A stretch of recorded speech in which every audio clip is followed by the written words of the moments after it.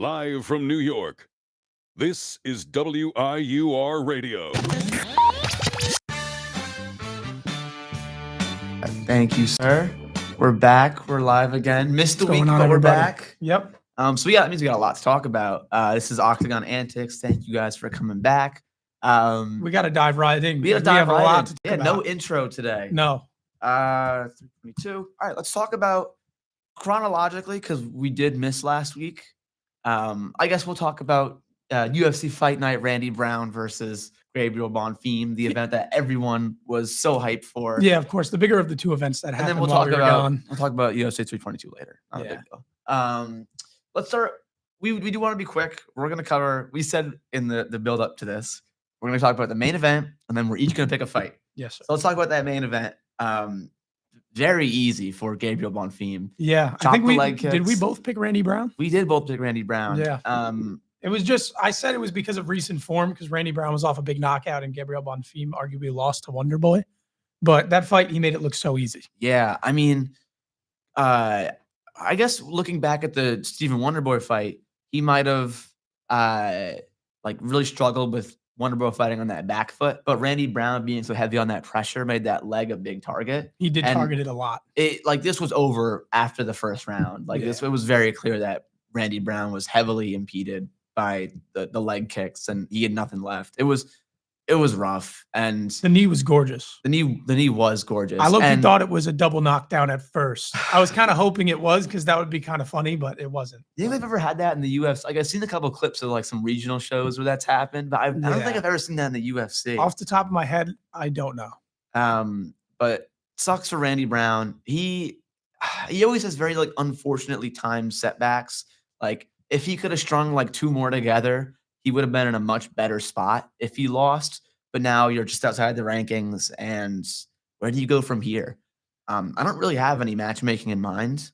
But Randy Brown or for Bonfim? Randy Brown. Yeah, Bonfim has a couple options. Bonfim called out Colby Covington, which I think everyone wants that Colby Covington fight. Of course. I think it makes sense, honestly, if you look at the rankings. It does. I think makes sense. Yeah, why not, right? But I think maybe you want to give Colby to a more known prospect, right?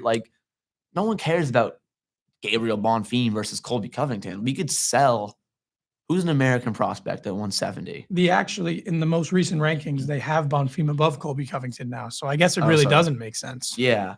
But I feel like there's a prospect that they'd more like to get around to attach to the name of Colby Covington because look at Henry Cejudo versus Peyton Talbot. Yeah. These stars on the way out, they really want them to be on the resume of the next generation of stars, which I think makes sense. So the UFC's rankings have Gabriel Bonfim at 11 now. So just outside the top 10. But if you look into the top 10, you have Joaquin Buckley, you have Leon Edwards, you have Kamaru Usman, you have Sean Brady. So who of those guys are really going to fight? Joaquin Buckley? I don't know. Weirdly, someone's speaking to me about Leon Edwards. I can see it, but obviously we'll get there. But that's going to have to take some time. Oh, before that fight gets made. Leon's talking about misfits boxing. I'm like, whoa, we're cooked. Yeah. But we'll get there. Obviously. I don't know. I don't think they're going to give him a giant boost up in the rankings. It was a great performance, but super amazing to the point where you're going to get a lot of hype behind it. Yeah. It was a methodical breakdown, and then you got the KO. Yeah, and regardless of what you think of Randy Brown, he is outside the rankings. So he beat an unranked opponent. And I feel bad for him because it's we all know how good Randy Brown is, but it's not going to reflect in your rankings. Yeah, exactly. Yeah, there was some movement in the 170, especially after this weekend. But I don't know how much of that he saw. I think you said he was at what, 11? 11, yeah. So he went from 13 to 11. That sounds right. Yeah, sounds about 13 right. Before 13 that. or 14, one of those two. What other fight happened that night? Hold on. Let me. Well, before we got on air, we talked about Leroy Duncan versus Tulio. Oh, that was a great performance. That was a great performance, and he was a big underdog too, which I was surprised about. But it was easy for him. There were moments where Tulio was looking to pick up the pace and was stacking up a couple shots back to back, but it was just few and far between, and there wasn't really a whole lot of offense out of him. Good fight though. Sadly, Duncan got caught with a leg kick and spun it into a back fist that rocked him. That was some He's crafty. so crafty. He's It a is. he's a very, very good team. Fighting out of London. A lot of good coaches, like the Lerone Murphy team, I think is really good as Mhm. well. Obviously, they had their time when Ian Gary and Leon Edwards were in the same gym. They were pretty good together. Ian Gary has since gone around the world, but a lot of good coaching and good athletes coming out of London. And Ateba Gautier trains in that same gym as Lerone Murphy. Oh, really? So they got some killers coming Oh, out I of didn't there. know that. All right, But, that is interesting. But it was a very good performance by Duncan, and he's showing like he literally flatlined them. Like there is power there. It's very interesting now to see. I don't know where he goes from here, but it was a very impressive performance. Actually, I feel like a good fight to talk about is Johnny Barcelos versus Ricky Simon. yeah, Johnny Barcelos should fight into the rankings. probably. He's Yeah. been beating. I think if Ricky Simon would have won this, he would have been fighting into the rankings. But because Johnny Barcelos is this old like unk with no fans, he's not getting any type of Hey, favorable matchups. 4 wins in a row. Good wins too. Good Really wins. Good wins. He His should- last 3 are Simone, Garbrandt, and Talbot. You could Those are good realistically wins. argue. I'm trying to think who's at that like 13 to 15 level in 135. 135. I can tell you Like, right now. You know what I'd hate? Not to be like a bit of a hater, but I would hate if what's his name, who just knocked out Davy Grant, fights into the rankings before Johnny Barcelos. Jourdain. Yeah. Like if Jourdain gets a shot at 13, 14, 15 and Barcelos doesn't, I gotta feel bad for Barcelos. Listen, at that 4 point. wins in a row, and like you said, 13 to 15 range would be Mhm. ideal. The rankings right now: number 13 is Vinicius Oliveira. He's going up. Number 14 is Kyler Phillips. He could fight down. That's good. And number 15 is Marcus McGee. He could beat Kyler Phillips. Yeah. He could beat Kyler Phillips easily Mhm. as long as he survives round 1. Yeah. But like his uppercut is really crafty because he has this really nice like level change where he like kind of paces it in with his stand up and he shoots that uppercut from the hip like really, really nicely. Ricky Simon, who's a good boxer, like was really not seeing that uppercut well at all. And his hands like really surprised me. I stay getting impressed by Johnny Barcelos. He impressed me beating up on Peyton Talbot, impressed me against Cody Garbrandt, impressed me against Ricky Simon. I can't remember if he was the underdog or not going into this. I can't Into this, recall off the top I of my think- head. Let me see. It if should we say, have it I'm in the pretty note. sure he was a plus 150. He's been underdog in like his last few fights, hasn't he? I Or was he a don't- favorite? I bet over he was a favorite Garbrandt? against Garbrandt. He was a Probably. massive underdog against Talbot. Do you Yeah, remember those he- odds? don't I think it was remember. like minus 1500. Must have been something crazy. Something like that. nuts. But yeah, he's on a really good run right now. He should most definitely fight into the rankings after Yeah. that win. Any other Oh. fights on this card? Some other fights we could just run through quickly, just the winners of. I thought Daniel Marcos had a good win over Miles John. I like that. That's a good pick. I watched that. That was the second fight of the night. Yes. Good fight. Scrap. I thought Yeah. Chris Padilla had a good win as well. Chris Padilla did have a Ismail good- Bonfim. Broke him down. Broke him down. Yeah. This is what? It was a finish, right? Second Yes. round. Yeah. Mhm. Like I really wasn't expecting a finish from Padilla, considering his fight against Jai Herbert was what it was. It was a pretty boring fight, but he looked really good. Broke Yeah. him down with the leg kicks. Funnily enough, Of course, we have to talk about Josh Hokett's round 1 knockout. oh, Coming off that's the your boy? Contender Contender Series. series. Yeah, Got a It's- new potential guy at heavyweight that interests people. he could probably make 205, Yeah. but I think he's better at 265. Why not? Add And to he your showed the frame. power. And the thing is, Max Jimenez, he's not bad. Like No. he's not bad at all. It's unfortunate he got slimed in a minute. Yeah. And I bet you he'll come back to get a win, but that's not bad comp at all. Yeah. And what were those odds? Okay, I'm he not was a sure. big favorite, but like Yeah. Max Jimenez, that does not reflect the level of skill that Max Jimenez has. He cut a promo like Chael Sonnen after the fight, so he's Yeah, trying to you will market never himself. be chailed, buddy. No, unfortunately Sadly. not. Nobody will be. I Nobody. think just do your own thing. Like he's funny enough, and he has like the Yeah. ability to get on the mic. Just do your own thing. Like Yeah, don't- but unfortunately, he won't go his whole career undefeated, undisputed. best we'll fighter see. of all We'll time. see. Who knows, man? Maybe this is the guy to beat Tom Aspinall. Salikov lost. That was a sad one Oh, coming out of our show. yeah, The unction man. got slimed Yeah, in a minute. we're gonna forget about that. Yeah, and You then know, I'm Bobo here for Joe your Mo- next spinning stuff. and but Joe Morales actually was very impressive in the co-main I over thought match so, now. but like the fact that was the co-main very much took away from it. That was Yeah, the of featured course, fight. I'd but be it like, was still nonetheless it was an impressive performance. And just to wrap up this card, because we don't want to go too much into it, I remember saying he only had 2 UFC losses when he was cut, and one was to Davison Figueiredo. So it's like, why exactly was he cut after his first stint in the UFC? He was 1-2, but he lost to Davison Figueiredo. Like that's not a bad I loss by any know, means. Yeah. And you saw it. He came out and he dominated a guy who has been ranked at 125. So he should find himself in a pretty decent spot moving forward. But Yeah. that's pretty much it. And honestly, Matt Schnell is always like sort of close to those rankings. Yeah. I wouldn't, because I mean, think about it. If they're putting him in a co-main spot, that means they think highly of him. I wouldn't be surprised if they try to get him in the rankings next fight. He might be in the rankings already. He is already in the rankings. Really? Number 14. Off of a win over Matt Schnell. Yep. Right behind Bruno Silva. Well, because you saw that Kai Kara France is no longer in the rankings. Yes. And apparently he's going to be at UFC Qatar, which we'll talk about in a little bit. Mm-hmm. Maybe he puts down the gloves. That's just speculation. Maybe he goes up to 135. Yeah, he said he's going to be out for a year. He's taking a year off, is what it is. And I think it's for cultural reasons, personal reasons. But he withdrew himself from the rankings because he wants to just take a year at least off. Damn. So it was his own choice. He was kind of a pipsqueak at 125 anyways. Yeah. But let's talk about 322. Obviously, big one. This is the big one. I was very lucky. I got to go out to MSG and film some stuff, interview some fans. Yeah. And all of y'all were super, super sick and super fun to work. It was actually like so much fun. Everyone, the first day, like Sneeko, like was like running around the streets and there was like a mob of people following him. And we posted it on the Octagon Antics Instagram. Slim the Hitman and Adam Sala, who were live streaming outside. Really, really fun. They were cool guys. They let me get on the stream plug a little bit. Mm-hmm. But it was super lit out there. It literally, like when the show got out, we got all the content we used. We were there Thursday and Friday in like 30 minutes. Like chronologically, the 30 minutes that took place after people getting out, it was like so much energy, so much like vibes. It was a good time. Yeah. But let's talk about the fight.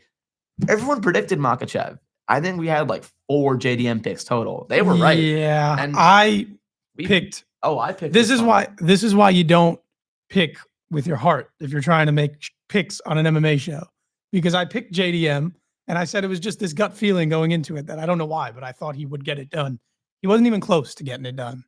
Islam is just otherworldly, and he's back to pound for pound number 1.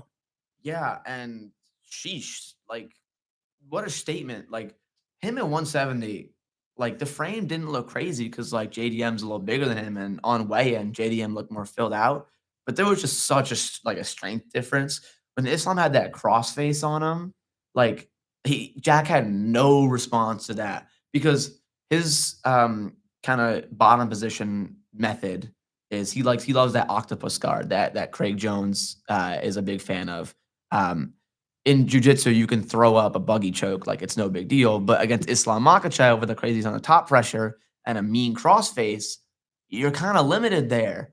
And JDM was stuck on bottom position a lot. And not only that, he was grimacing in pain. I don't know what the issue was because I don't think they've come out and said it yet, but you saw it when he was on the stool. And even when he was on bottom position, like trying to move, you saw his face just grimacing. He looked really uncomfortable. It was really bad optics from Jack. And some of the screenshots I saw after were like, whoa. Yeah. Super impressive from Islam. Super impressive. And the odds, like we talked about how this should be a pick'em fight, maybe.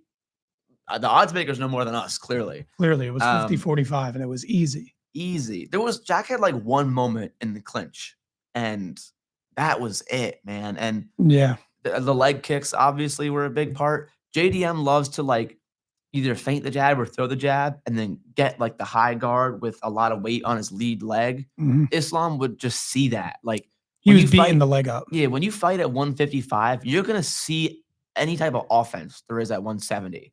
And Islam saw that, took that little half step back and threw that leg kick. Really got him a couple, like the first couple were really stiff. And JDM knew from there. JDM is a stance switcher, but he was stance switching like very much was because of the leg kicks. He was in a majority orthodox the whole time. Yeah. And that's unusual. Obviously, he fights out of it, but he is more so a southpaw, if I'm correct. Yeah. And so it just shows that he was uncomfortable in there. I don't know. It was just super impressive. And some people were calling it boring, whatever, but that's just like, it's just dominant. It's like, regardless of like, oh, I was so entertained by this fight. This was a banger fight. Yeah. The fact of the matter is that he went out there and dominated the guy who had a whole fight camp to prepare for him. Exactly. He had no answers for him. Yeah, exactly. And he knew from the second that he won the championship, I'm fighting Islam. So you can go right after it and start preparing literally the next week after winning the belt, and he still had no answer. It's just Wow. We talked about Craig Jones being the difference maker. What difference? there was no difference. It's just Islam. It's just Islam, and he's rightfully back to pound for pound number one, even though I think Ilya did so, nothing yeah. wrong. But it was too impressive to But ignore. you peeped Ilya's like already going for that call out. Yeah, Ilya, you got to defend your championship. I think once, here's twice, The 3 perfect times. scenario, right? I think Arman, might be a spoiler alert. I think Arman puts a beating on Dan Hooker. I can see it too, I think yeah. he gets bloody. I think there's a lot of control time. I think he's in control on the feet too. I think after that, book those two ASAP, Arman and Ilya. 100%. If Ilya puts out Arman the way he did everybody else, why not? Yeah, Why not? At that Arman's point, go clearly for it. The one-of-one challenger. Yeah. We know you're going to knock out Justin Gaethje. We know you can knock out Max Holloway again. We know you could probably spark Charles Oliveira if he gets there again. Oh, of course. Who else? Paddy Pimblett. Paddy Pimblett. Paddy Pimblett doesn't get knocked out, though. We'll see about that. Yeah. And then Dan Hooker, if he wins, that's easy work too. We know there's a gap. And the fans know it and the UFC knows it. So why not just make this like gargantuan level fight? Like that is the fight to make. Islam wants to defend at the White House, and he said it.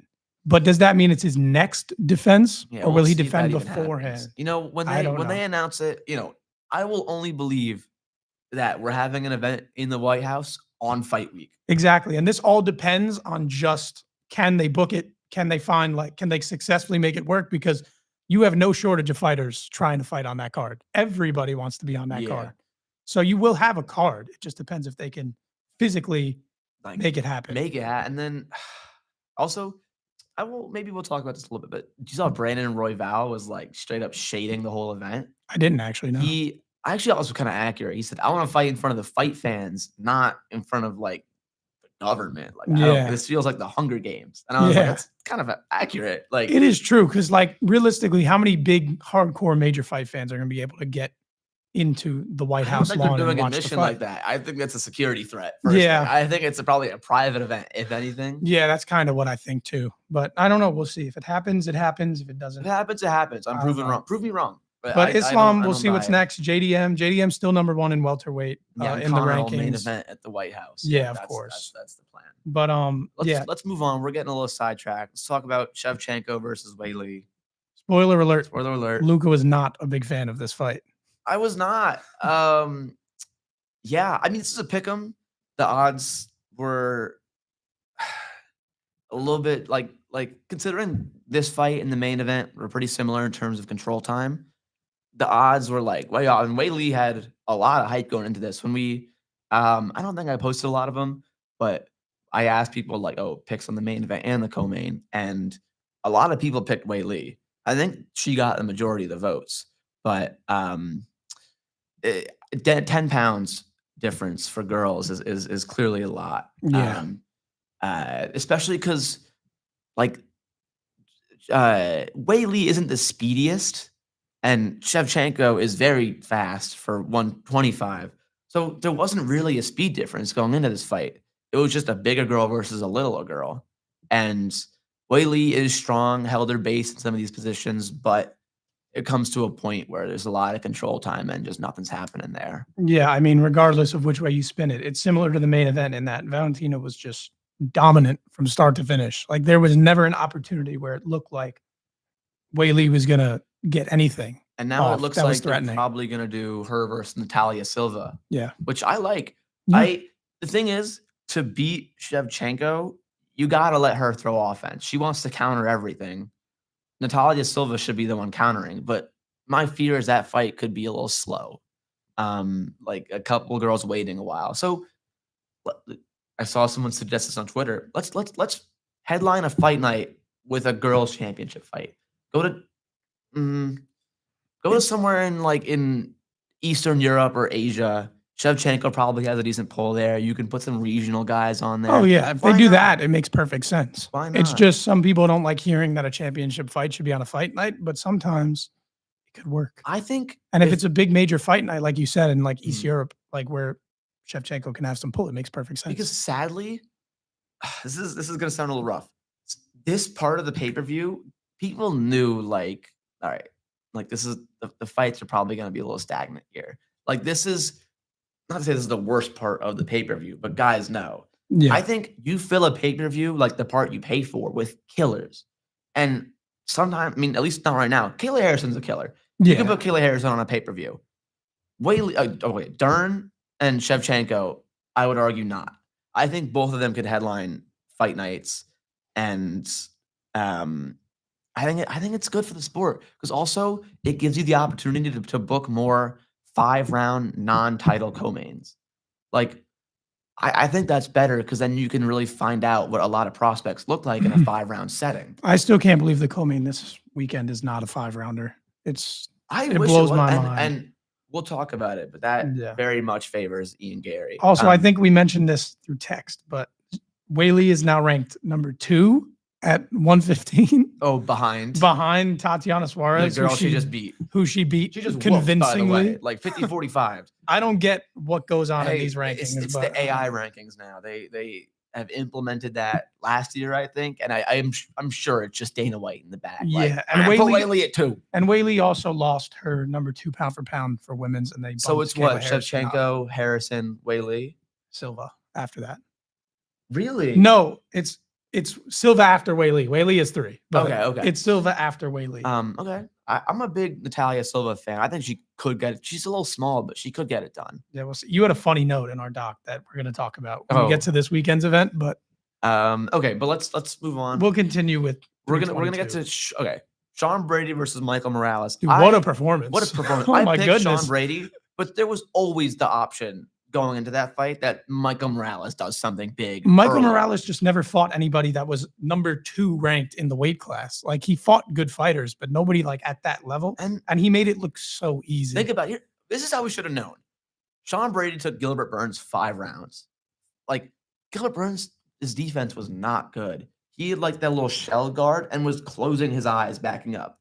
If you couldn't get him out of there, you're not a high level prospect to me. That being said, he did sub Leon Edwards, which is aging worse and worse every day. Yeah, it ages worse, but he dominated him. Like there's no change Michael in that. Morales put him out early, had him hurt had Gilbert Burns hurt multiple times early in that fight, and then put him out in 1. Did the same thing to Sean Brady. Did the same thing to Sean Brady. It's so impressive, and it's something I was looking at the fight, and I was thinking like, how did nobody ever think of doing this? Because all he did was when he came out, he just squatted, leaned forward, hips were back. Yeah, hands so low too. Yeah, hands were low, hips were back, and it's like Sean Brady couldn't find his hips. Sean shot 1 takedown, and the leg, like his hands were nowhere near his hips. No. And from there, he was like, "Damn." I think he knew a little bit. It's like, oh, it's GG's. I'm a fan of Sean Brady. I think he hangs around a while. How old is he? I got you. He's 32 at the moment, so he got like 4 good years left. Yeah, 32 is think not he too fights old for a title an at some fighter. point. If he can fight twice a year, get a couple wins in a row, he can fight for a title. Regardless of that, I don't think it hurts Sean Brady's stock a little bit, obviously, because you got finished in 1. Yeah. But I don't think that it's more of a, oh my God, look how good Michael Morales is, rather than a like, oh, Sean Brady's a fraud. Also, it's like, oh my God, this dude is a gigantic fucking human being. Good one. Sorry. Freudian slip. It happens. Yeah. You know, we get animated here. We're very passionate about No, what but we that talk fight, about. it was so impressive. really and was. if Michael Morales is next for the 170 title shot, like by all means, I'm watching. Like I think he could pose an actual problem strictly off his size. I don't know what they do for 170. I think it's very dependent on what happens this weekend. I think so too. I watched like the MMA Guru did a little video about like matchmaking, and I think what he said makes sense. Just 170 is so sick right now. We can have Islam wait a little bit while we solve some problems at the top, and maybe if the problems don't get worked out, because Morales is young too, so really we could have him wait to fight. He's 26. Wait to fight for the title. That being, let's see how Arman does. Let's get Arman versus Ilya. If Ilya does good, let's do Islam versus Ilya. That should be a side. That should Well, be you the want number that one fight priority. regardless. You want that fight at some point. regardless. That is the fight. So I say in the meantime, maybe we let Michael Morales just like run the game plan for Islam Makhachev or whoever wins that fight. But he's going to be training the whole time. We can match up Carlos Prates. I would low-key match Carlos Prates against Kamaru and I do Sean Brady versus JDM. I don't hate that. But would you give Sean Brady the #1 contender off of his loss? I think about it more I think you could do Sean Brady and Usman, maybe, but it's hard. It's hard because JDM is going to fight somebody who probably just won up in the rankings. And it depends, I think, also on this weekend because, well, we'll get there. You have Ian Gary versus Bilal, which has major title implications in this division. So we'll see where it lies, I guess, when we're talking next week based on the result of that fight. But it's just a hard division to book right now. Yeah. Well, my thinking is, think about it if you were to try to rebook JDM in the title kind of scenario. I think he has to face a grappler. You can't book him against Protes and be like, throw him back in there with That's Islam. true. That's a good point. Maybe we reverse it. Maybe we do JDM Protes. Excuse me. Brady Protes and Kamaru versus JDM. I think Kamaru versus JDM is a good fight to make. That could headline, that could headline in Australia, like a fight night. It could, yeah. That'd Easily. be huge, too. That's a huge fight. Huge. Put it as a feature fight on a pay-per-view. I don't know. You could do that 5 rounds co-main in Australia. Do we have an Australian champ right now? I don't think so. Because Volk. That'd be sick, though. That'd be a great card. Yeah. Volk headliner against Mavsar or whoever. Mavsar, Larone. It's been so long since we've talked about that title picture at 145, and nothing has happened. We had our booking done, but that changed a little bit, and we'll get there eventually. But yeah, Volk and whoever, JDM and Kamaru, then you can fill out that card however you want. Those two were good enough.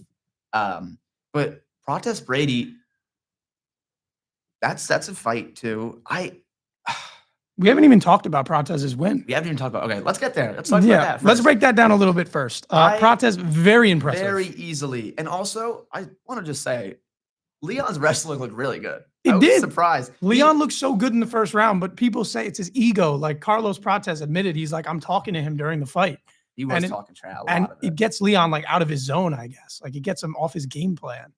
Because it's just, I don't know. That was a very clean performance. And I will say, Leon's second double leg, I think Protes was throwing a right hand.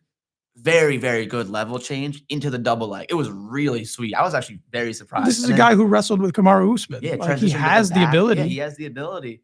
But after that, he got the back. But there was a brief part in the first round where Protes got up from the first takedown, and then there was a little bit of standing before they got to the second takedown. From there, I knew Protes had him. Like he looked so comfortable on the feet. He dropped his weight. A big thing about Protes is he has those bouncy feet. But when he drops his weight and gets into that wide stance, you know he's comfortable and he's ready to throw whatever type of offense. And he has ridiculous power. Ridiculous. It is insane. If you saw the knockout. His leg kick is impressive too. Yeah. Very good leg kick. He was chewing up Jeff Neal's leg. That's Jeff Neal. Leon Edwards is a totally different beast. And if you look at the knockout, Leon, I don't know what prompted him to, but it was right as Leon switched stances. He switched from southpaw to orthodox. And the second he switched, Protes stepped in way on the outside, way past his front leg. I know. And just hammer over bombed him with the left. It was perfect. This is actually bad for Leon. I saw a picture of like the frame by frame of his footwork as he's getting knocked out. Before he even gets hit, both of his feet are in the air. Yeah. And it's you were about to eat one. But Leon's not Leon switches, like he doesn't fight like boxing range out of he was an orthodox when he got knocked out. Yeah. He does not really box out of that stance. He likes to kick. No. So it just tells me he was uncomfortable in there. But he didn't want to get egoed by Protes, but in doing so, he ends up getting knocked out. And if you want an entertaining guy or like a thriller that's fighting for a championship against like Islam, you could put Protes in there if they want to fast track him. But that also, I think, depends on what happens in the co-main this weekend. Because regardless of what you think about MMA math, Carlos Protes this year lost to Ian Gary. This year. That was his 2 fights ago. Yeah. Firstly, shout out to him. The activity is great. And the fighting nerds are all, besides Kyle, are all pretty active. Yeah. Him being the most so, I would say, because he doesn't cut a lot of weight too. No. I'd imagine like as he gets to the top of the sport, he'll put on a little more weight to like kind of buff himself up against the wrestling. But as of right now, I'm pretty sure he only cuts like 12 pounds. Probably not much. He showed up. He's in pretty good shape. I think he was in, in Fight Week, he said he was something like 178. Yeah. Which is like easy cut. Yeah. That's light. But okay? We were talking about matchmaking before. Let's get back into that. Leon, you're banished into the Gabriel Bonfim discussions. Yeah. Prates, I think Prates versus Brady makes a lot of sense in some ways, but I don't know what they're gonna do at 70, man. Yeah. So I'll read you the rankings right now. You let me know what you think. Obviously, Hmm. Islam's your champ. Jack Della Maddalena is number 1. Bilal's number 2. Bilal's booked Bilal against booked Ian this weekend, Gary. yep. Ian Gary is number 6. Okay. Number 3 is now Michael Morales off his win. Okay. Number 4 is Shavkat. I don't know where Shavkat looms right now. Yeah. Where does we didn't even think about him. Where does he fit into all I don't this? know. I miss Shavkat. I like watching Shavkat fight, but I don't We'll know. I don't know where he fits in right now. If he's coming back, Shavkat versus Prates would be a fire fight. that would be good. I think he has to fight one of those guys who's like winning up in the division right now. When he comes Yeah. back, he's not getting a Because title there's shot. no unk at the top of the division right No. now. And the only unk there is Kamaru, who And Bilal is a little older. Bilal but- is old, but he's still got some spring in him. And I'd expect a good performance from him. So let's think about it. Ian Gary beats Bilal, we'll say. Like, right? Yeah. Then you have Ian Gary at the top, who's young. You have Michael Morales at the top, who's young. You have Carlos Prates at the top, who's young. You have then, Shavkat, wherever he falls. You have Sean Brady in there, Usman, Edwards, like those guys. So I don't really know where they go with the division. Yeah. It's just a difficult one to book right now. Because so many guys you could argue deserve a shot at the title. And Weirdly, you mentioned Shavkat. I think Shavkat Prates makes a lot of sense. that 'Cause would be a good fight. I'd imagine Sean Brady will take some time. JDM could get back in there, but he's not super active. Mhm. So I'd imagine he takes time, especially at the championship level. Yeah. You want a full camp. You don't want to rush back into things. Prates is gonna get back out there. And I know Shavkat would take that fight. That's a Yeah. win. That's a very winnable fight for him. But it's not an easy fight. It's not an easy obviously. fight. If you do, not to do MMA math, but obviously Shavkat has a win over Jeff Neal. Prates Ian has a win Gary. over Jeff Neal. Shavkat beat Ian Gary. Shavkat also did beat Ian Gary. That's true. But Shavkat was getting hit by Jeff Neal. And he got hit a lot. But the thing is, he got hit on the inside. He got hit in boxing range. That's true. I think when he's like, I don't know. I think Prates could find the chin, man. I mean, Prates can find he's a any big chin. head. He is a big head. So like maybe he eats. Don't a little forget, bit more. Prates almost found Ian Gary's chin. He had him on the ropes in round 5. And there was a couple moments in round 4.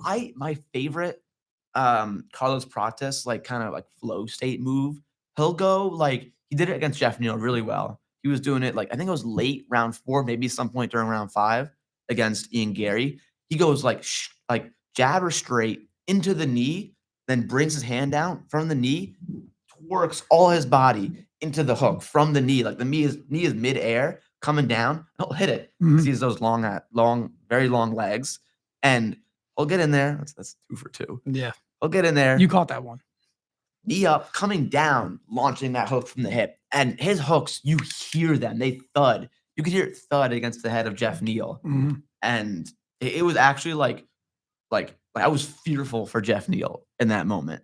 But like when he strings shots together, like big shots, straight, knee, hook, some to the body, it's leg kick at the end of that. Mhm. Who can beat that? And like you can't stay on the outside against him. No. And then if he dictates the outside and chooses when he wants to get on the inside, your lights are going out.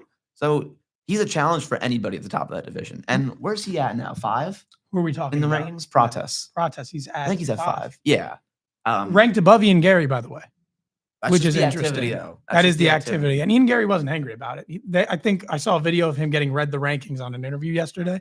And they're reading him like, all right, Jack's 1, Bilal's 2. He's like, yeah. And then they tell him, he thought Prates was like 3. And they're like, no, it's Morales, Shavkat. And then they said, Prates is 5. He's like, all right. And then they said, you're 6. He's like, I'm 6. They're like, and he goes, all right. He's like, perfect.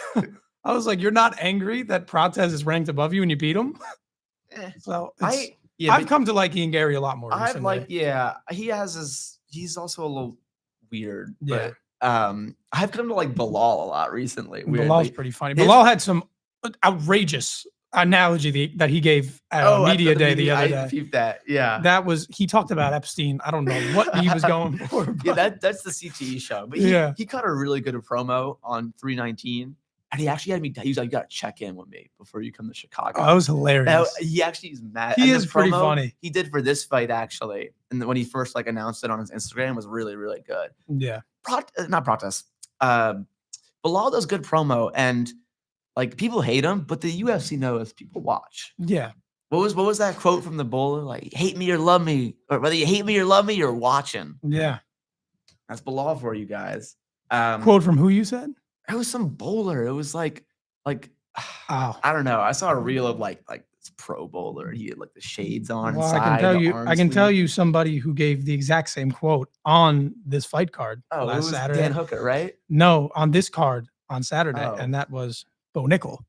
Oh, he said that. He said that I after his didn't- fight, I and Bo didn't Nickel, see- very impressive. I Really heard him say quickly, frick, and I was like, I'm out of here. not much to break down on this next fight, but only because it was so quick. Yeah. But Benoit Saint-Denis Thing over is, Benel Dariush. Benoit Saint-Denis finds a way to make a 16-second fight look goofy. I Like this man know. gets taken off his feet, Yeah. stands back up, gets in the clinch, and knocks him out. I'm He's like, feeling different these days. I don't know what What? it is. Subbed Mauricio Rufy quick and dominantly, and then just knocked out. Granted, it's Benil Dariush's chin, but still, I didn't Yeah. know he had the power to crack it that quickly. yeah. My thinking is like, because Benil is good in a war, but if he gets cracked early, a la Arman Sarukian and Benoit Saint-Denis and Oliveira. Oliveira, yes, but Are we thinking back? Alex Hernandez? Yes, Yeah. thank you. Yeah, Yeah. we're synced up right here. Yeah. Yeah, like he can get cracked early, but the longer the fight goes, think about it with Moicano. Got cracked early. Moicano kind of like his offense died off, but he wasn't really getting hurt by anything in rounds 2 and 3. Mm-hmm. So, but anything early kind of puts him away. You And got to feel for Benny, man. you got to feel for Benny. But Benoit Saint-Denis is now at 8 in that do feel division, for and him. he's above Rafael Fiziev. He jumped Moicano, who beat him. Yeah. Because, also think about like, okay, his fight against Islam gets canceled. He beats Mateus Gamrot. Fight against Charles gets canceled, rebooked, delayed to when it happened, loses, then loses to Arman, 2 first-round losses in a row, takes a bit of a break. Fight against Renato Moicano gets pushed back because of the whole Arman switch up. Mhm. Beats Renato Moicano, and then this fight. So honestly, I don't want to see him fight again, man. That's a bad one. They dropped him to 12. He's now only ahead of Grant Dawson, Mauricio Rufy, and Ignacio How is Balmondez. Rufy still ranked? Also, do you see they want to book Rufy versus what's his name? Renato Moicano? Yeah. I don't know. I don't know. I don't know. Why not? I saw someone say Rufy versus Esteban Ribovic. That would be a great fight. Yeah. Now, if you look above Benoit on the rankings, which, by the way, it's already almost 140. We are Okay. going And we have long. class at 2 p.m. after We do. this. But Awesome. we'll run through the rest of this card quickly after. But I want to say quickly, Benoit is now ranked at 8 in lightweight. Wow. Above him is, from 1 down, obviously, Toporia's Mm. champion. From 1 down, it's Armin, Charles, Max, Gaethje, Pimblett, Hooker, Gamrot. Poor Gamrot, man. Yeah. Take 1 loss to Charles. Yeah. Gamrot And might have to be the fight there. guys. Dude, there's a lot of guys get in there quickly. I'd like to see. I wish I could just flash forward 3 years and see the rankings. Like, I'm excited for that division. To be fair, Yeah, it isn't a good. pretty it good sucks that Ludovic Klein got hurt to the extent he did because I would have loved to see him Yeah. back in here. The fight as of right now for Benoit could be Gamrot or Pimblett. Like if I'm looking at it, or I if don't think Pimblett's fighting down. you don't think so. I think- Gaethje's at 4. I don't know what he's Like, doing, I but don't he get- probably won't accept the fight Think against about BST. it. If Armand whoops, let's just book Gaethje versus Patty. I'm sorry. If you're under contract, Gaethje, you're doing this fight. I don't Yeah. care if you want to fight for the title. You're not good and you're gonna lose. Yeah. But let's finish up talking about 322. Yeah, let's We're breeze gonna through run the through rest the of prelims this. a little bit. Bo Nickel, Nickel, very impressive. Very impressive. He used the wrestling a little more than I thought he was going to rely on the takedown defense and keep it standing, keep it kind of clean like he did against Paul Craig. You thought it was going to be like Paul Craig, yeah. Thought it was going to be like Paul Craig. And to some extent was a little bit, but very good finish. Fake low with the hands and the eye through the kick up top. Yep. Really caught him on like right on the heel too. So it was a really nicely placed kick. Round 3 I'm talking about. Round 3 was slow until the head kick happened, obviously. And it was a huge highlight. Yeah. But it's just, that's like the perfect way that Bo Nickel had to respond to his first loss. Yeah. That's Get a perfect. finish. Yeah, because he finished Val Woodburn, but like he wasn't really Yeah. finishing like UFC top No. notch. Because he finished Cody Brundage. Sorry. Struggled to finish Cody. Yeah, and Brundage. Cody Brundage had tit tossed him at one point. Yeah. But It was not besides looking the good. But obviously he's in a good spot now. Yeah, he's in a great spot. He did now. exactly and what he he cut had a to good do. promo. I'm sure the UFC were happy with that. Yeah. Moving on, Roman Kopylov versus Gregory Rodriguez, which I spelled George Rodriguez on Georgia Rodriguez. We'll on call that. him RoboCop. We'll call him RoboCop here. Yeah. This is what was it, 30-27? I'm pretty sure. Was there even a 29-28? I think there might have been one, maybe. It might have been all. Yeah, but 30, 27. Kopylov, That's like, actually a good question. Kopilov's quick, but when he needs to be quick, he doesn't have enough in the tank to be quick for 3 rounds. Like, Kopylov can be quick and catch you and then have you like fighting a different fight for the whole fight, but he's not quick enough to dispel pressure like Gregory Rodriguez was putting on him.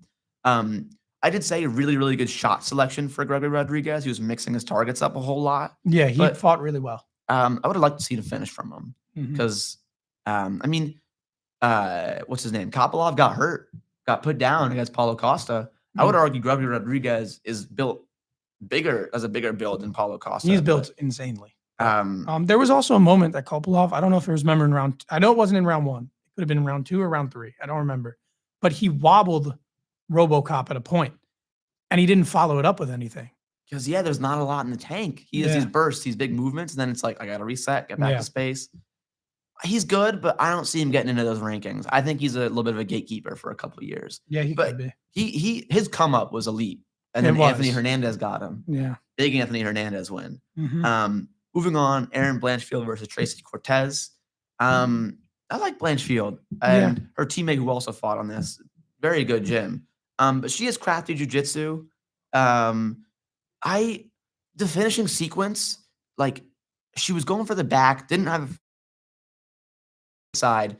Cortez was turning away from the hook, slipped the choke in, and then Cortez, like it wasn't really in, but Cortez had to turn to get off the mount.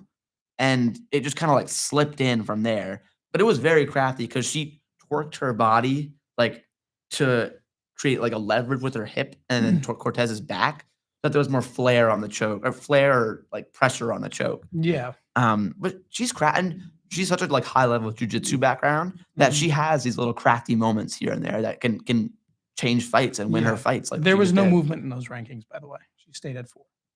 It sucks. But Tracy Cortez was pretty far down in those rankings, right? Yeah, she's 8. She's remained 8. She didn't move. Yeah. So, good win from her though. That division literally had no movement. It was the exact same. Wow. So. Well, Malcolm Wellmaker versus Ethan Ewing. You said on this was a fraud check.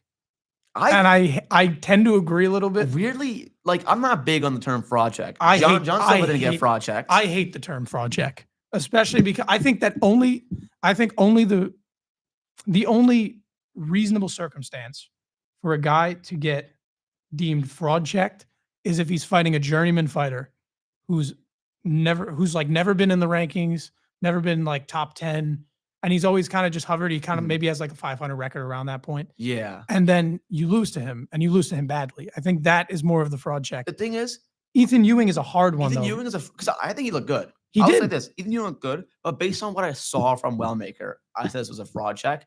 Just the defense, like he can defend single shots, but when he had to hang out in that pocket a little bit and like roll his shoulders, he was not seeing shots coming at all. Yeah, people say that he got hit by elbows, knees, like straights on the way out. They say he has to work on the defense and the technical ability. And this was a good fight. And I really like Malcolm Wellmaker's attitude. I think he'll come back and be a better fighter. Yeah, but he's always going to have that knockout power. Like he's going to be fine. Is also a construction worker. I saw that today. So we just faced off 2 construction workers against each other, and I guess the better of the 2 won. I guess so. Ethan Ewing, I didn't know anything about him obviously before this, but apparently he had fought a week prior in a regional promotion on UFC Fight Pass.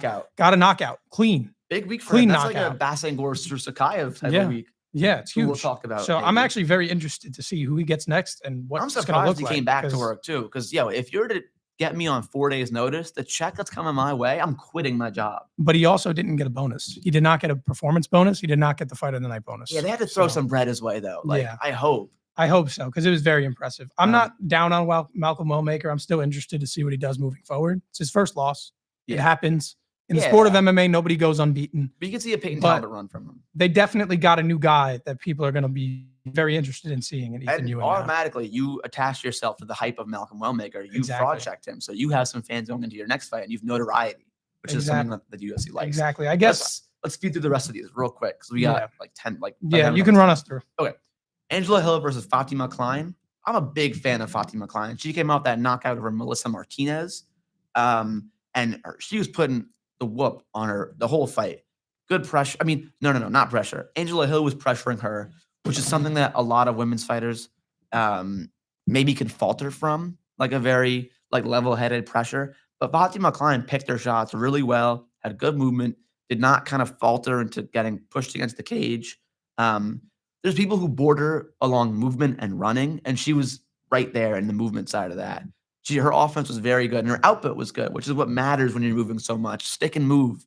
I think I really want to see her get a finishing streak into the rankings. I think she's talented. I think her kicks are very crafty, and she had some good leg kicks in this fight.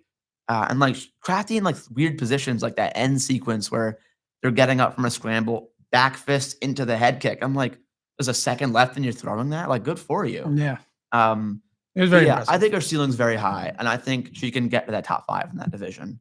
I think she could beat, maybe not she can beat Dern. Dern's probably too good of a wrestler, but I think she could beat some of those guys in the top 5, maybe even knock out a couple of them. Yeah, most likely. I would say so. I think Mearshot and not Benoit, the guy who did Benoit fight? I'll just scroll up. Hold on. Beneil Dariush. Yeah, Beneil Dariush. Oh, yeah. And Gerald Mearshot are in the same boat. I had a brain fart there. I'm sorry. Yeah, no. Unks who really cannot take a shot. Kyle Dawkins looks good, man. His shot placement is really, really nice. Yeah, won it quickly. I like Dawkins, and I think he'll do well in these. The UFC likes him. Clearly, they got him back in there quick. He's being active again. I'd like to see him fight up in the rankings again. I think finishing Mearshart inside a minute is still an accomplishment. Him versus Kopolov. Why not? I think Kopolov would win that. But I like Kyle Dawkins. I think he's good. I think he hangs around in the UFC this time. I think he can stretch together some wins. Yeah, and I want to mention the Bisanger Shusurkayev fight. Mm-hmm. He finished, first of all, looked like he was fighting Khalil Roundtree out there. Eric McConaughey looked exactly like him. But what did you think of his call out after his fight? Because he got a good knockout. What did he call? He looked pretty good. Who did he call out? Bo Nickel. Well, that was before Bo Nickel won by finish, but he called out Bo Nickel, and he wants to fight him still. I think Bo's definitely going to fight up. They're probably going to fight Bo into the rankings, if anything. But I think down the line, that fight could make sense because Shusurkayev is very young too. It was a super impressive performance. And he made very nasty reads, because McConaughey would kind of blitz his way in, shell up, and then get something wide off of the shell. But Shusurkayev read that, threw that 2 down the middle, pivoted out, and it was he didn't even he got a jelly leg, but he was out of there. There was even if he didn't get jelly leg, there was no shot that McConaughey was going to return with any type of offense from that. Mm-hmm. So very high level stuff from Bisanger Shusurkayev. He'll only get better. We only have 12 minutes left. And then lastly, just Pat Sabatini, high level back takes, elite scrambles, because Chepe Mariscal is very good. That makes Pat Sabatini very strong. That frame is kind of different. Mm-hmm. All right.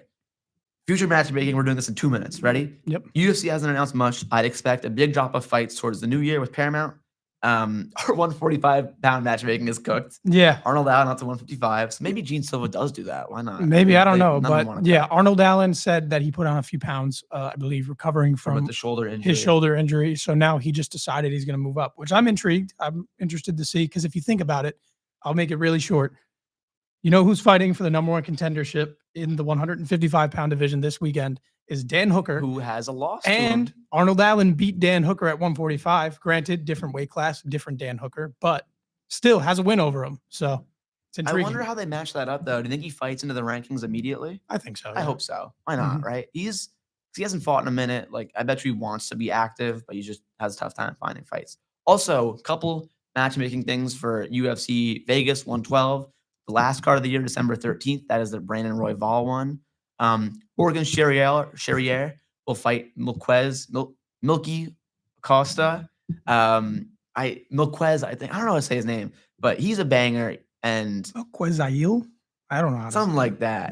People call him Milky. That's fair. But he's a very high level fighter, and he keeps getting better. I would expect Costa to win that. Also, Kennedy Nzechukwu will fight Marcus Buchecha at 112.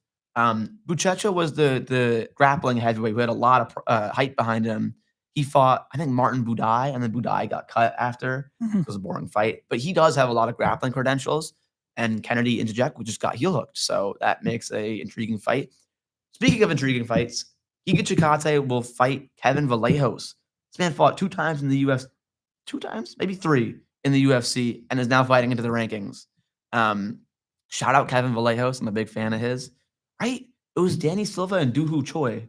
Yeah, I think that was it in the UFC. Gotta look that up. But he had that banger fight against John Silva in Dana White Contender Series, and people want to see that rematch. Why the heck not? Yeah, he lost to John Silva there. Then he fought regionally a couple times. Then he won on the Contender Series in 2024 September. And He then he fought won, my twin and then he knocked him beat out. And then he beat Choi, and then he beat Silva. So yeah, it's only 2 fights officially in the UFC. You know the ginger dude that fought twice on Contender Series, like hair like mine, and got like sparked both times? Oh, That was who he knocked out. Yeah. He was on there this season, I'm pretty sure. But lastly, for like some fight news, Sergey Spivak out this week. Waldo Cortez in. Shout out to Waldo. His eye is all right, I guess. Apparently, Being yeah. very active. So Shamil Gazia versus Waldo Cortez Acosta. The Blob will shoot up the Blob. rankings. Let's go. Let's go, Blob. Let's go, Blob. Let's talk about that event though. We're gonna speed run this 9 minutes. Yes, of course. Arman Sarukian versus Dan Hooker. Arman has everything to prove, and I really feel like he's gonna go out there and make a statement. I think and so then too. I have to agree. Hooker's a with you. tough guy to finish. So the UFC are setting the bar high. Like you have to do something really impressive because it might not be a finish. He can be finished, probably not by Arman, but like not with the hands, something like ground and pound related. Mm. But if Arman sets the bar high, he can definitely get a title shot off this. We have Dan Hooker in a confirmed #1 contenders fight in in Big 2025. How did this happen? How did we get here? This was off a win over Mateus Gamrot. Yeah, So- it's incredible. I don't think he's going to win. I agree with you that I think Sarukian's going to make a good statement. Yeah. That is if Sarukian can make the fight. Yeah, well, hey, both of these guys are liable to drop out. But Yeah, exactly. But I we'll see. think Arman's speed could be really surprising for Hooker. But let's talk about what could Hooker's like toughness entail in late rounds. He hasn't fought 5 rounds since 2020. That fight against Dustin Poirier. Crazy fight. The only really thing I could see for Hooker, Arman is very good at catching kicks and transitioning that into takedowns. But in the later rounds, I'd imagine maybe Dan Hooker to have a little more success throwing kicks up the middle, leg kicks, kicks to the body. But if he can't find that, it's going to be tough for him. But Arman does have a slight tendency to pull out the pocket a little recklessly, throwing offense, because he's throwing offense and he'll give you his hips. Like if you want to try to take him down, he'll love the scramble with you. But he's getting out of that pocket ASAP because he doesn't want to get cracked. So sometimes he leaves, he'll pivot, but his chin will be up. Mhm. If Dan Hooker could see that, maybe he can land a couple of good shots. But I rate Arman's chin too. I really feel like Arman's kind of like constant level changing and bobbing and weaving could pose a lot of problems. And I really think because what Hooker did well against Gamrot was he leveraged that guillotine to get up. Arman will not care. He will hold on to you, get dominant position, and then address the guillotine. Mhm. He's not going to drop what he has just for the guillotine. I don't know. The odds are minus 440 to Arman Sarukian. And I plus actually 310 think to Hooker. it's probably reasonable. You could even do more. It's probably reasonable. Dan Hooker could be a plus 500. Yeah. Seriously. But let's move on. Bilal Muhammad versus Ian Machado Gary, a 3-round fight. Incredible. I think this really benefits the movement of Ian Gary. Definitely. You talked about his last fight. Yeah. His rounds where he was getting caught was 4 and 5. When Protes was catching up to him along the fence, landing his knees, landing his Mhm. straights. That's when Ian Gary's movement was really hindering a little bit. And Ian Gary is good Ian everywhere. Gary's good, and I hope he gets his clinch game going a little bit. I really hope he's not just scurrying around the whole time. Yeah, because look, he make a can good performance. he can move around. He can fight at range. We know he can grapple. He showed that in a few of his fights. I mean, he's pretty good. He's very well rounded. I said this fight could look a bit like Ian Gary versus Jeff Neal, to the point where like Gary's being held on the fence a lot because Bilal can't really get past the hips. Yeah. But there's a lot of stall time, blah, blah, blah. I think Bilal has a better chance than people give him. I think 150 is good odds on him. I think he can chain the boxing into the takedowns. Yeah. Especially because Bilal at plus odds really surprised me. Ian Gary will like when he's like, because like let's say he's 1-1-2, like Jeff Neal would throw at him, he's just hands up, like backing up, kind of like chin in the air. If he transitions that into the quick shot against the fence, or like when he's pivoting away from the fence, I think Bilal could see success in the takedown department. I think people kind of underestimate how good his wrestling is after not really having any success against JDM.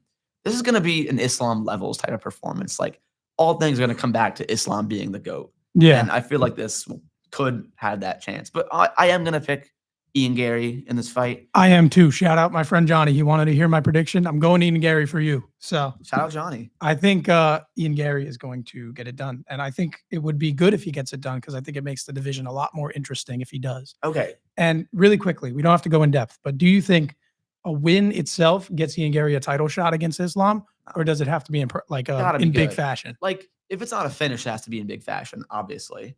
I don't know. Yeah, 170 is so crazy right now. Like you can't guarantee anybody a title shot, in my opinion. Like Dana White didn't confirm Morales or Protest a shot. They just said we'll see. So let's cover the rest of this card. Yeah, we can't go in depth, but you want to run us through what else we run got? through it. So featured fight: Volkan Ozdemir versus Alonzo Menafield. Did you know Menafield's older than Volkan Ozdemir? I didn't know that. He's like 38. And he gets KO'd by big hitters, so I'd imagine Volkan Ozdemir gets him. I think there's a big level difference because simple analysis. Makes sense. In light heavyweight, there are levels. Jack Hermanson versus Maztek. How do you say his name? Oralby. We got that part. Yeah, you got it. This is the first fight at 170 for 37-year-old Hermanson, who just came off that really big knockout to RoboCop At 185. So I'm a little nervous for him. It depends on how the weight cut goes, I'd imagine, because I think it was in Vegas. Yeah, it was in Vegas. So I'm sure he was working with the nutritionalists at the PI to see if, can I make 170? Because I'm sure that last weight cut was easy for him if he's thinking about making 170. But I think because Oralby will have home field advantage here, and Jack Hermanson's like Eastern European, so he might get booed a little bit. Yeah. But we'll see. Jack Hermanson's crafty, and I wouldn't be surprised about a win from him, but I doubt it. Next fight in here we have is Spivak versus Gatsiv, but now it's Waldo versus Gatsiv. So what changes? Anything? No, the thing I'm scared of, that straight right hand from Waldo. He's a pitcher. He's Dominican Papi. Yeah. It is a good fight. Meat. A lot of people think the fight got better. Weirdly, I think so too. Yeah. But weirdly, I could see a KO. On which side? I could see either side. Yeah. I don't think it goes the full 3. I always am like unimpressed by Waldo, except for his last fight. I mean, even his fight against Spain, I was like, all right, like you're just a blobber, dude. Like, get out of here. But this is as painful as it sounds. This is a high level heavyweight fight. It is. The blob. Shamil Gaziev in it. Let's get the blob going for a title shot. Speaking of high level, Asu Almabayev versus Alex Perez. More so the high level about Asu Almabayev. Alex Perez is probably on the way out, coming off a bunch of losses, but Almabayev is small. Like, he's a very skillful, strong wrestler, but he's a bit small for the division. And that's funny to say. That's why I said you had a funny thing in here that I was thinking about. That the note about Almabayev being small, because if I'm not mistaken, isn't this fight happening at 125? Yeah. How are you small at 125? Yeah, that's what I was like, dude, you're small in the smallest division. The same way like Josh Van's a little small. Like, yo, I bet you Josh Van could make like I don't know what. A 115 division if there was one. I don't know. I'm really I have a looking name forward to for him it. fighting Pantoja. I think we'll be here for that. We'll see. We'll be able to predict that. But yeah, I have Almabayev in that. He's a very good fighter. And Jose Ochoa had some success against him, but Jose Ochoa was very good. Yeah. So, So I think this is a step down in terms of competition, despite the rankings. We do have to get to class in a minute. We do have to get to class in a minute. So, couple prospects coming in that have a lot of hype. Luke Riley versus Bogdan Grad. Although Luke Riley has a lot of hype, I think the money on Bogdan Grad is good because Grad is very imposing. Riley has a very, very good counter-striking style, but I could see him getting chain wrestled along the fence a little bit. Next, Abdul Rahman Yahyav versus, can you write this guy's first name? Surkiera. This is a hard fight to pronounce the names, but Yakiev is coming off huge knockout. Big win on Contenders Series. I think it was like that one. Yeah, I think it was like 30 seconds. I watched I think it was like 16 or something like that. Like, it was something crazy. He's a guy to definitely keep an eye out for. Admittedly, I've been very busy this week. for the Kiori Horiguchi fight and the Tagir Ulanbekov fight, I just wrote hardcore fans. Yeah, or Gucci Um, coming back. But this, if I remember correctly, this fight got delayed a little bit. I think so. I think yeah. this was on one. Maybe this is on the Paris card. But Tigor Ulanbekov, very good. Kiori Horiguchi has a win over Manel Kopp. Mhm. So these are a couple of good guys. Also an underdog I like, Ryan Loder. I don't think Ismail Nurdiev is good at all. I think he's kind of like dog water. And Ryan Loder has good wrestling. Like Yeah. it's not a shame to be like out physicaled by Azmat Bakoyev. Like Azmat Bakoyev, although he's coming off of losses, is very good. Mhm. And then get ready for this. Saigid Izagakmaev versus Nicholas Dalby. That probably was it. I think that was pretty close. Yeah, that was I good. think Sagid is one of these regional fighters who were from this area. So I'm excited to see him get a crowd pop. I love a crowd pop. Of I love course, a good yeah. crowd pop. And Nick Dalby coming off a big knockout, if I'm not mistaken. Did he win? Did he have a fight since, or is he coming off that knockout against No, this Randy is his Brown? fight since then. All right, yeah. Um, So he's coming off a knockout. He's fighting against a guy from Eastern Europe with that kind of name. I don't need to know anything about the guy to probably predict that he's going to also, win. another prospect. This is Patty Pimlet's gym. So Luke Riley was in that gym, and Shamrik Rock. Both of these guys are coming from cage fighters. The problem is he's fighting Nuradilo Aliyev, the Tajik Eagle, who's like a baby Khabib. So that's an unlucky fight for him. But Shaquem Rock has some very, very good like distance management and kicks off of that distance management. So that's our breakdown. Yeah, and we also have a Taporia on this card, which wasn't mentioned. We do have a Taporia. Oh, wow. So, Bexat Almacan versus Alessandra Taporia. keep an eye out. we'll Bexat say. Almacan is good. And these odds reflect that. But I like Taporia. I think Taporia is a very good frame for 35. He has the name Taporia. It's And not. he has the name. It's fairly safe. That's to a pick one of up, one so, name. Yep. Or we'll I see. guess 2 of 2 names. Yep. Now, I don't know. but We had a Thursday show today. I guess we'll see how it goes. We'll be back this on is our Tuesday. First Thursday show, and you'll see us in like 5 days. Yeah, we'll And be back on We'll Tuesday, talk about this, and we'll talk about what's next. No way. Is it? Do we have The tape. 323 after this? No, maybe unless There there's might no. be a bye week because I don't think we have anything after. You're this. right. We might actually have. But we'll see. Yeah, we'll Oh, see. we don't even know. I don't know. We'll Thanks see. for tuning in, Yep, guys. appreciate it.